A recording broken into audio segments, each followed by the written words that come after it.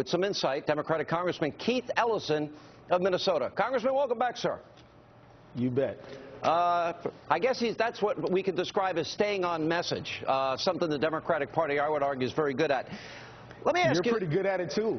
Well, thank you. You know, quite frankly, you are the worst excuse for a journalist I've ever seen. I am the what? I can't hear you. You heard me. I didn't know. Say it again. I didn't hear you. I heard you. I mean, what you just displayed was not journalism. It was yellow journalism. It wasn't anything close to trying to tell the American people what's really going on. And, I mean, it's just shocking to yellow me journalism? To play Obama yes. in his own words is yellow journalism? Well, with the background music and with your lead up before you let the president talk, let me tell you, I was here. Everything the president said is absolutely true. Yeah. And for you to try to make the American people think that it isn't is deceptive on your part. And it's a breach of everything. Every journalistic ethic I have ever heard of was just violated by you. And the president was truthful. The president was honest. What the president said was dead on accurate. And for you to say the president is to blame here is ridiculous. I was there August 2011 when the Republicans, your party, which you shamelessly represent. Let me correct the record. You are nothing but a Republican. Yes, sir, you are. Sir, yes, you are. Sir, I'm a registered. Sir. Well, let me just say, I am not a registered Republican. I'm a registered conservative. You are a shill for the Republican Party. I am a registered conservative, you alibi them constantly. You alibi them 100% of the time. Keep going. You don't keep do anything ranting. else. Okay, well, good. Let me just say this. What the president said is absolutely true.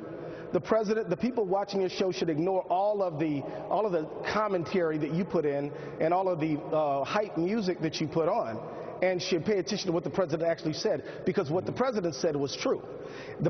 You, by the way, are inaccurate when you say that the president is to blame here. He's not. It was the Republicans in August 2011 said that they were going to cause the American economy to default on debts we already acquired unless they got deep and substantial cuts. And we ended up with a downgrade because of what the Republicans did. And after that, we set up this thing called the super committee. When all the Republican members on that super committee had already pledged to Grover Norquist they would not raise revenue, only do cuts. And then, after it failed, as it always was going to, we ended up with sequester. Let me ask you a question. I've given you plenty. You said I could rant, and I am. I've given you plenty of time to rant, Congressman. We'll let you get a word in. Go ahead. Oh, you're so nice to give me a word on my own program. Okay.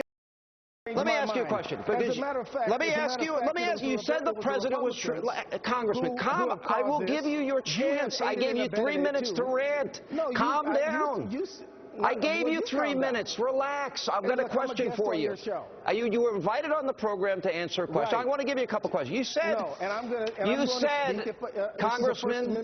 Congressman, let me ask you a question.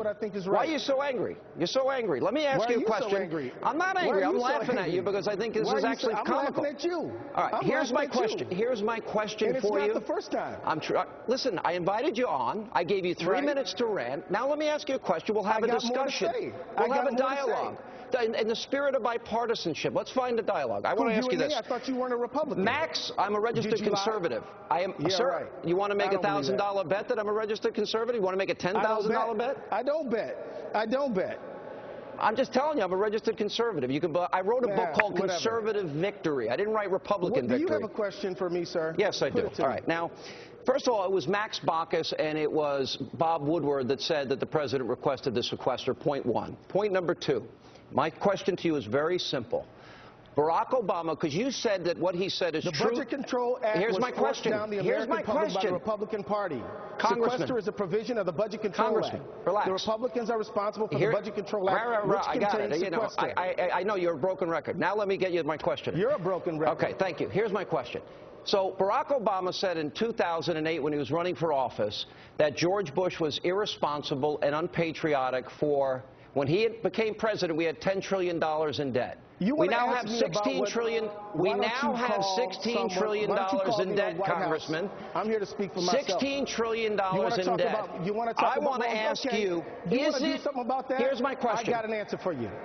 You want to do something about the $16 trillion? Let's do something. Let's impose Oh my gosh. on large corporations. Yeah. Let's say that yachts and jets should not be something you can write up. Let's say that ExxonMobil and Chevron should not get a tax rebate and a subsidy. Let's start there. Let's say that people who get to pay less on All right, Congressman, you're ranting really well.